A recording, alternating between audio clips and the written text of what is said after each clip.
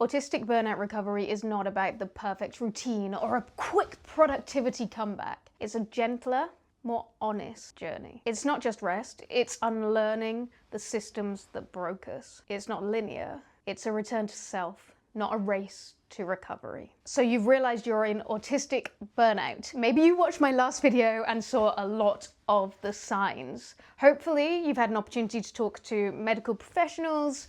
However, we know that that can be difficult. So I'm going to go through some research-backed steps in order to help us get back to ourselves and stop the risk of burning out again. If recovery feels like just another thing to perform, then this video is for you. I've been through burnout more times than I can count, and one of the most frustrating things is that I seem to keep getting sucked back into it. But I have started to learn ways in which I can get through burnout without having as much of an impact, and ways in which I can avoid burnout altogether.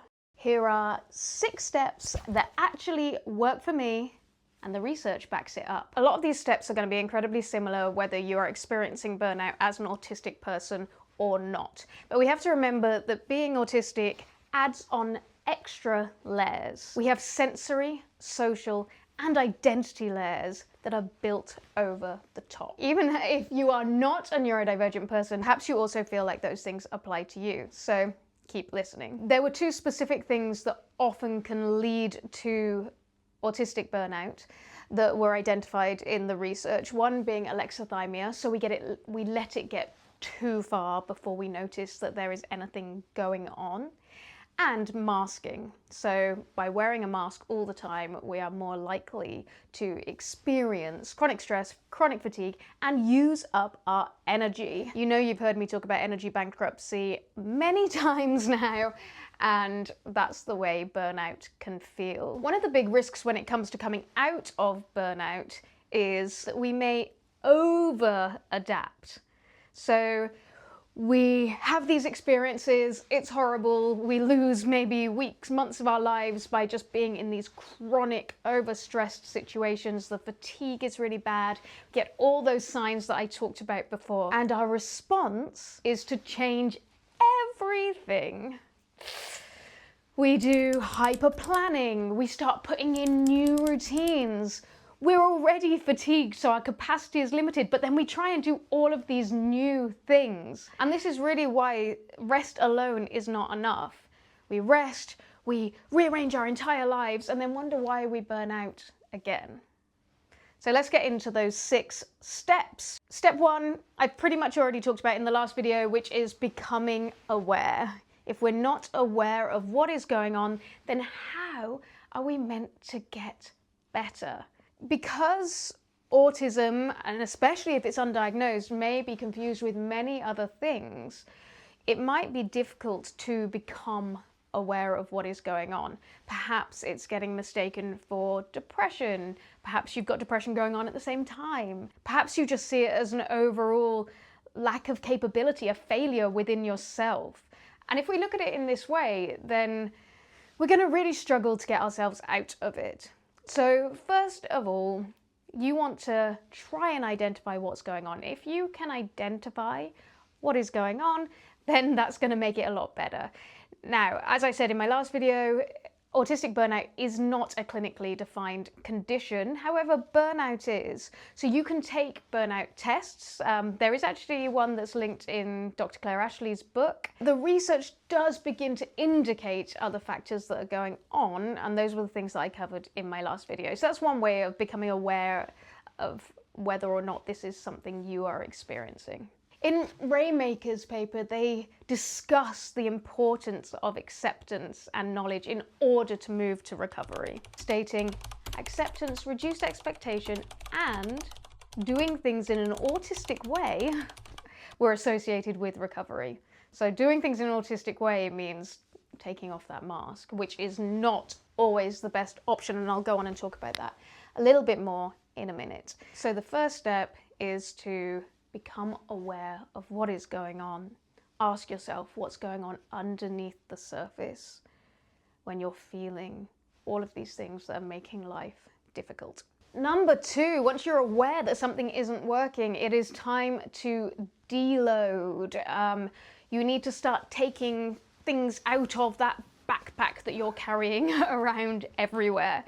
So for me, most recently, I had to face the fact that I was overloaded, that I wasn't in a sustainable situation, and it actually led to me having to quit my job, and the job that was paying me the most money at the time as well. So that's a really hard decision to have to make, and it was something where I knew that I just couldn't go on the way things were at that time. Now, I'm not suggesting this is the right thing for everybody. It's probably not the right thing for most people. You can't just quit the thing that is supporting you the most. But there's a few different ways that you can deload. So first of all, we want to look at the higher stress activities. So how can you take those things off your plate, the things that are causing you stress? And again, this might be cognitive stress, it might be physical stress, it might be emotional stress. So where are those sources of stress coming from? Are there activities that are actually things that are not that intensive and that you can do in a way that you're gonna be able to continue to stay healthy? If you're employed, this is really a starting point to be able to talk to your employer. So rather than saying, I just need to take all this time off and making it really difficult for the employer, if you already go with some solutions for them or some kind of compromise situation, then that's going to be helpful for them to better understand what's going on and maybe to be able to help you better. And I know not all employers are going to be helpful when it comes to this. I know a lot still aren't, but like I said, if you can look through their eyes and come with some solutions or some steps to get back to a place that's going to be helpful for you, and you'll get some of those steps through the rest of this video as well, then that's going to help you get what you need from your employer. If you're in a situation like me, then a portfolio career is a way that I have learned to manage autism a long time before I even realized I had it. I had a portfolio career, so that's something to maybe look at. Are there things that you can do, part-time things, a mixture of things? Now, for some people that's going to add extra stress,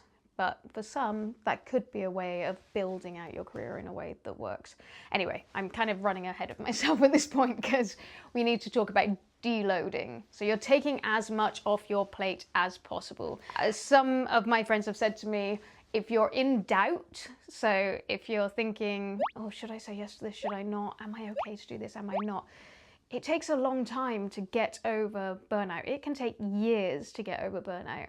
If it's been a week and you're like, oh, maybe I'll start doing these things again, this is going to jump you straight back into that pattern of burnout. So keep saying no until you've really worked through all of the steps. So have a look at your schedule and where can you lighten the load? Are there things that you can take out that take up time and therefore take up certain energy? Are there also things you can take out that suck a lot of energy from you? Where are those energy vampires? Are they people? Are they activities? Take a look. And if you can get rid of some of them, then that's going to help you to deload. You may even have to do things like quit some of your hobbies for a little while. So for me, I couldn't do gymnastics for about 8 weeks when I was last in a burnout, and I definitely wasn't able to do any social activities. Although for me, social activities are kind of I only start saying yes to them when I've been able to sort out everything else, because they are incredibly intensive and I find them quite difficult. Step 3. It's time to get healthy. Ooh, doesn't that sound exciting? I want to get healthy. So the deloading, the rest that you will have done is not laziness. And in order to get healthy again, you're going to keep needing to do a lot of that rest. This is your first act of power. Now, I've got to be honest with you. I hate being told, it's all about rest, it's all about rest, because to me, that's saying you've got to take all this time off. Don't focus on your goals. Don't focus on your dreams. They don't matter, blah, blah, blah. They do matter, and your goals and dreams really do matter, and I want you to continue to know that, but not right now as a top priority. or whether they are a top priority, because by getting yourself healthy, you're going to be better able to work towards your goals and your dreams. So there is a time when it's all about rest. And then as you move forward, you're going to have to figure out how you build that rest in a sustainable way, and don't let it completely disappear. In these first steps, we really want to remove the sensory overloads. So this will be in the deloading, but also in the getting healthy step. Continue to remove those things that cause you to feel overloaded. So that might be crowds, that might be social things, it might just be everything. And again, in Dr. Claire Archer's book, she says that you may sleep a lot during this time. And for me, that was a real permission slip to be able to sleep a lot. And if I needed to sleep more. And if you need to take some sick days, take some sick days. Again, I work for myself. I find this very, very difficult. If I don't get up and work, then I don't get paid. So I'm not skipping out on some of those big days, but also I get paid more in some of my work than I do in other work. So what I'll do is prioritize the work where in a day I get paid 10 times more than I do in a day at one of my other works. And it has to be that lower paid work that is sacrificed.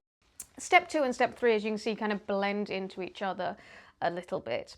At this stage, when we're getting healthy, it's really important to think, what nourishes me? And honestly, if you can just meditate on that, journal on that, what nourishes me? I have a lot of baths with bath salts in them. I carve out days at home. And then once you're starting to feel a little bit better, there's some things that it's really important to start to introduce. So that might be you need to be moving your body. Initially, you might find you're so burnt out that you cannot exert yourself in any way, but begin to move your body, and you can do that in small steps. And the other thing is social support, which I struggle with again, but social support can look like a lot of things. So this is about being around those people that nourish you, but not all the time, especially if social stimuli is something that's very exhausting to you, but just try and get little moments. So it's beginning to reintroduce small steps, exercise, people, other things that are nourishing for you, crafts, hobbies, whatever it might be. And unmasking can really help recovery. But again, I am not suggesting that you go out socially or into the workplace and just take your mask off if you've been wearing your mask for a really long time. This is why sometimes withdrawing, it can be really helpful at this stage. So you don't have to wear your mask all of the time. Just to take it off can really be unsafe as well. So we don't want to just rip off your mask and get out there in the world. That needs to be something that comes through in the next few steps. You do need to make fundamental changes if you are in these cycles of burnout, but you need to recover first. So recovery and then fundamental changes. I just mentioned social support, and that being identified in the research as something that can be really helpful to aid recovery. And that does look like many different things. So it could mean getting the support from your workplace. So having the right people around you in the workplace. It could be the social support from the right friendships that you have. But it also might be other things like, it might be people who are understanding at your, if you've got hobbies, if you've got special interests, so people who understand what you're going through. It's not just about kind of friendship groups and having those people around you. It's kind of building that support. For me, it actually looks like YouTube videos and people who maybe I have a parasocial relationship with, but I don't actually know in real life. So that's been something that's incredibly helpful for me, and it's what motivates me to do this. So social support is going to be something that sits there along each step of the recovery. Something to be aware of, and I think one of the reasons I do this as well, is that friends and family might see you going through struggles, but not really know how to help you out. So showing them this video could be really helpful, or taking them through the steps that are going to work for you can be really helpful, because they might think, oh no, it's about tough love, we've got to get you back out there. They might say, just remove that mask. They might say, rest, rest, rest, and completely ignore the fact that you do actually have life goals, dreams, you have an identity that matters to you. So it's important to to try to communicate with those people. If you only feel surrounded by people who are not a social support to you, this is where you can find support in books, online, and you are going to have to really nurture and nourish yourself, and that can be a little bit harder if you've got certain influences, if people around you, people who aren't so understanding. But hopefully this can go a little way to helping you on that journey if that is your situation. So the first 3 steps I've just talked about are really about starting to get healthy again, going through recovery, acceptance, and just being where you are. And I think that that's really important in those first 3 steps, is don't try to look ahead too much. Stay where you are, listen to what you need right now. And you'll know, once you're ready, once that energy starts coming back, you know that you're ready to move on to step number 4. So step 4 is all about rebuilding those foundations. This is probably quite a lot of inner work. So it's about taking time with yourself to examine what's been going on. This is where you really want to look at your core values in your life right now. And these might be values that have changed over time, but they might also be values that, some of them that have driven you towards burnout. So you might need to examine what those values are, what those core beliefs that you have that perhaps are either holding you back or that are so important to you that you need to figure out how you're going to integrate them into your life going forwards. You need to also look at limiting beliefs. Are there certain things going on at this stage that say to you, oh, I can't work in a healthy way because I have to work, I don't know, 16 hours a day for my career, or whatever it might be. So have you got those limiting beliefs that are causing you to continue to keep getting ill? So this stage, like I said, is really about delving into all of those things that are going on for you. Burnout can really disconnect you from who you are. And we discussed identity in the last video. This isn't about creating something new in this step. This is about remembering who you are, reconnecting with who you are, and allowing yourself to come back to that. When you take the time beyond just trying to survive, get by day to day, what is it you really care about? What matters most to you? That's what this is all about. And this can be a really fun time, this fun exploration, but you have to carve out the time to do it. And it's very fundamental, hence being called rebuilding your foundations. It's very fundamental to taking the next steps in a way that means that you're not going to go back into those patterns of burnout. This is also the first step to unmasking. Hence I say do it on your own. Do it in a way that works for you. And it might not be a permanent unmasking, but it is a step. Evans et al. Found that higher masking was associated with lower authenticity and self-esteem. So if you can start to get to know yourself better, start to get to know the parts of yourself that you really like and you want to nurture more and that you want to show more, you want to make more visible, then that's going to mean that actually the mask is going to come off slightly when you're out and about. That's definitely something that's happened for me. It's been a very, very gradual thing. And when I look back, say 20 years ago, I actually don't recognize who I am because I was too afraid to even talk about like the type of music that I liked. I was too afraid to, I thought all the things that I was were just things to be hidden, you know, like, and including certain stimming behaviors. But not only that, and I think that we have to remember that that's not the only thing that masking is about. But it's also about kind of being scared to reveal those core parts of you because they feel so different. But here we're going to do it on our terms. You need to reconnect with it for yourself first before you do it out in the world. In another paper, Mantelas et al. Said that loss of identity and self-understanding were recurring themes in autistic burnout, and recovery involved re-establishing a sense of self. So that's really what we're doing in step 4, re-establishing that sense of yourself. Don't be too quick just to run to ChatGPT, just to run to the internet and let that tell you, because that's going to mirror the outside world a little bit. But I would say that ChatGPT has actually been helpful here. I read a book once that said that with the AI world, we just create these kind of hall of mirrors where all we're doing is reflecting ourselves back. But if you've been masking for a really long time, you're not reflecting yourself back, you're reflecting other people back.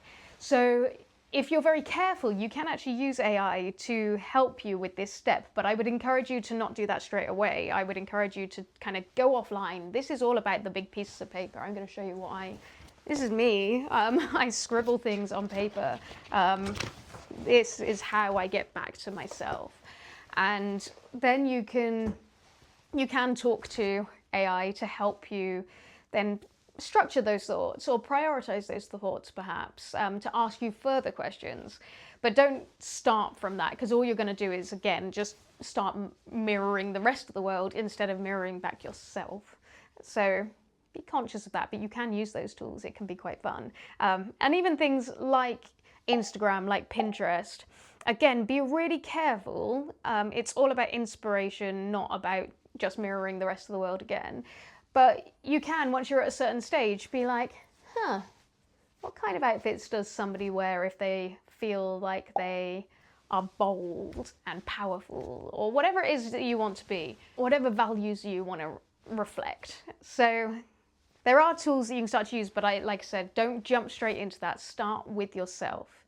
Meditations can be really helpful, journaling can be really helpful, but also doing small things can be really helpful. You can even just reflect throughout the day. What have I done that actually felt like myself, that felt really good, that I wasn't even having to think about too much? If you've gone through cycles of burnout over and over and over again, this connection to your own identity is probably going to be quite difficult. And if you've been masking for decades, then it's going to be quite difficult.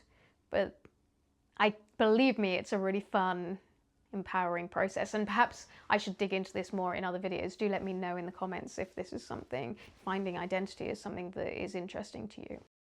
Okay, folks, it's time for number 5, exploring. This is where we're going to start exploring options for rebuilding. You've come back to yourself and examined your values, what's important to you, how you want to show up in the world, the things that have been blocking you, the limiting beliefs that you have. And now we're going to start exploring how to move forward with that. Many years ago, I had a book that was called How to Get a Job You Love or Love the Job You Have. And again, I think that it's really important during this step to not just go, oh, I need to quit my job. Now, I get it. I'm a hypocrite saying that because I just quit my job. And sometimes that is the way forward. But I didn't just quit my job. I made sure I was in a position where I had other things lined up, things that did feel more aligned, that felt more healthy for me. So at this stage is about exploring those options. Are there options within the job you already have, and are there options outside of that? And you do want to have a longer term and a short term lens on this. What you don't want to do is stay in a situation that is so difficult that you're just going to continue to keep burning out. You're going to stay in those patterns. But you also need to move forward in a way that is manageable and realistic. So that involves maybe even looking 5 years ahead. What do you want things to look like in 5 years' time? What would good look like? And then work backwards. What are the steps you need to take to get to that point? Because it may be that you need to save up some money. I know that was definitely something for me. This most recent burnout I've had, it was, this will sound really dumb and you definitely shouldn't do this, but it almost was a strategic burnout. I knew I was doing too much quite early on, but I also knew I was making enough money to be able to then take a break and rebuild and explore some of these options and then take action in some of these new options. So maybe saving money is something that you're going to need to do, and you're going to need to find ways to do that. Like I said, don't follow my lead here. Do it in a way that is still sustainable for you. Know when you have to say no, but also know when you have to say yes to things. And that's the reality of life. There are certain tricks we can use that can help as we go back and explore these options. So start to look at things like your workplace environment. Start to look at things like how your day is scheduled. I know for me, I have no meetings on a Monday. Now, that might not be possible, and I know that might not be possible, but to have no meetings on a Monday is something that allows me to be in my own space and do my own work, my own planning, kind of center myself, sort of going back to step 4, right? Before I go back into a world where maybe I am doing things where I'm masking a little bit more, or I'm doing things based on other people's agendas and other people's needs. But in that day, I know I can kind of center myself and come back to myself, and that can be really helpful for setting myself up for the rest of the week. It's another reason I find having clear mornings where possible to be really important for me, and then having more meetings in the afternoons, for example. When you are looking at this, and going back to step 4 as well, in a lot of the research around burnout more generally, we talk about job demands exceeding job resources. So it's also a time to look at what are the demands that are put on you and what are the resources that are available to you. So, and can you balance those things out a little bit better? Even if it's just a case of, can you reduce some of the demands? And that might just be about reduction of stimuli in certain environments. But also, can you increase some of the resources that are available to you? And just doing some little shifts there might be enough to get that balance right. And final question in this section, what gives you energy instead of draining it? So I want you to come back to that question and see if there's something that you can do to incorporate those things that give you energy into your day, rather than never being able to do those things. And now we are at step 6. I have been talking forever. Hopefully this will edit well. Step 6. This is when we start to take action, but it is so important to have gone through all those other steps before you get to step 6. I know you probably want to take action straight away. I know I do. But that is not the right thing to do. We have to go through those other steps in order to not get burnt out again. If you do the rest of those steps right, then this reemergence, this action, is only going to deepen your recovery. So with action, with aligned action, we actually get ourselves closer to being in alignment with that life that works for us. With misaligned action, we take ourselves back into a cycle of burnout. Now, I know I often walk that path halfway in between.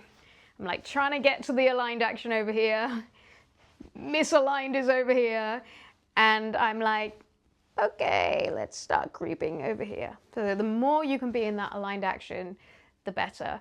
And it has taken me a while, and I'm not going to beat myself up about that. And I'm not going to say that that makes me less valid in terms of figuring out how we walk on this journey.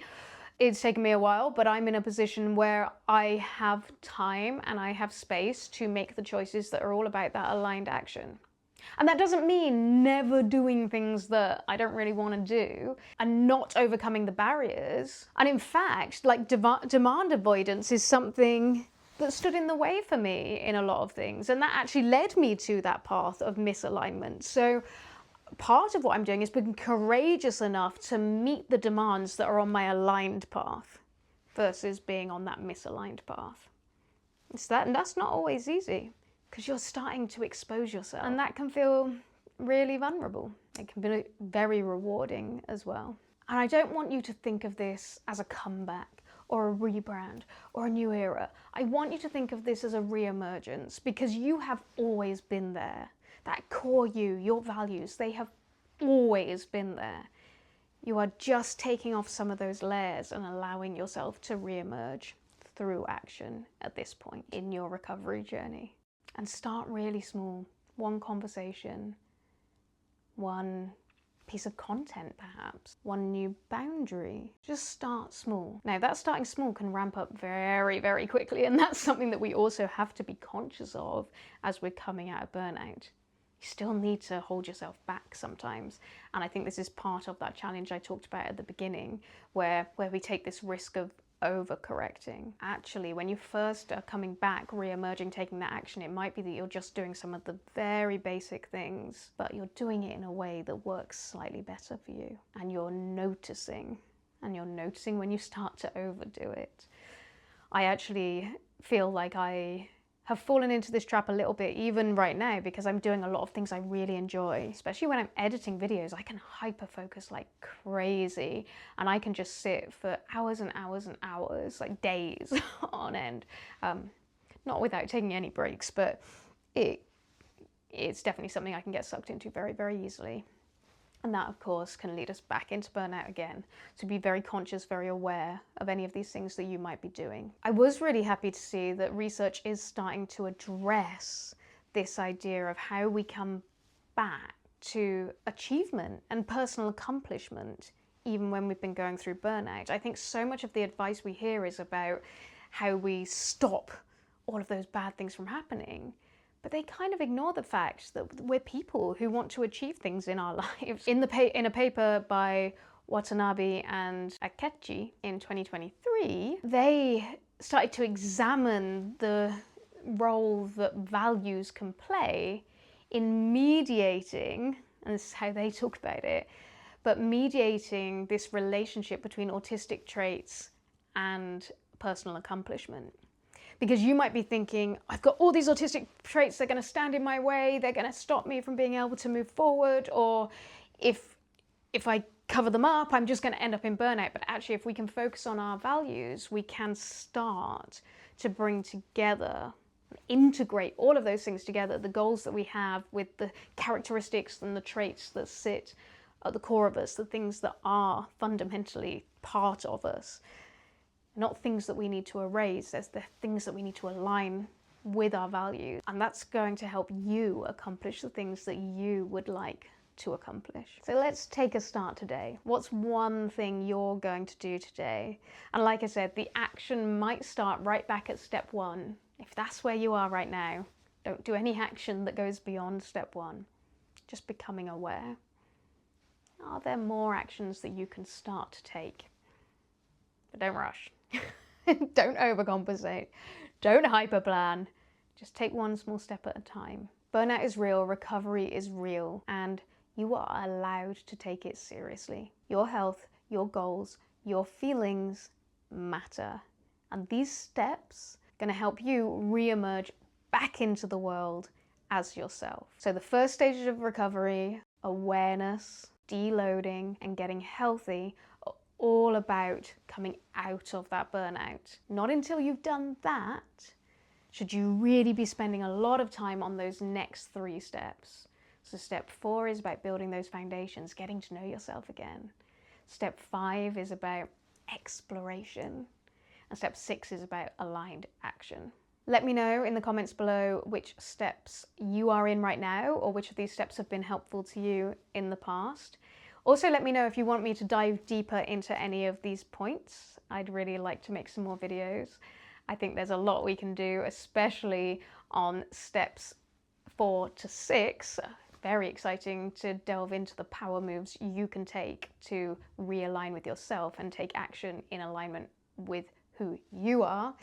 Don't forget to subscribe and hit the notification bell. We are high performance, but human. And don't forget, if you want to look out for those signs, you can go back and watch 7 Signs of Autistic Burnout. Have a lovely day. Bye.